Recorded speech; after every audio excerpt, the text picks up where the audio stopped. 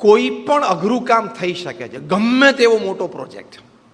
અને હંમેશા તમને બધા રોટેરિયન્સને મારી અર્જ છે, તમારી કેપેસિટી બહારનો પ્રોજેક્ટ હાથમાં લેવો.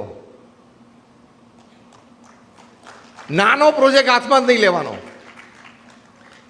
એટલે એ દ્રષ્ટિએ કહું છું કે હંમેશા એમ ફોર ધ બિગ. કામ આપણે દરેક નાના મોટા કરવાના છે.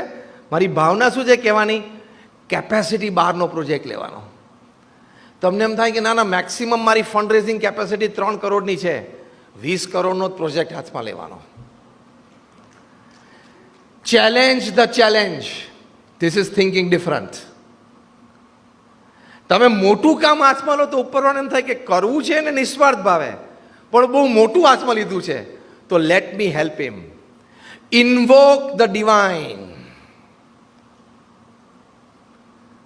તમે મોટો પ્રોજેક્ટ હાથમાં લેશો એટલે ભગવાનને એમ થશે કે ના, એને નિસ્વાર્થ ભાવે સેવા કરવી છે અને બહુ મોટું કામ હાથમાં લીધું છે, લેટ મી હેલ્પ હિમ.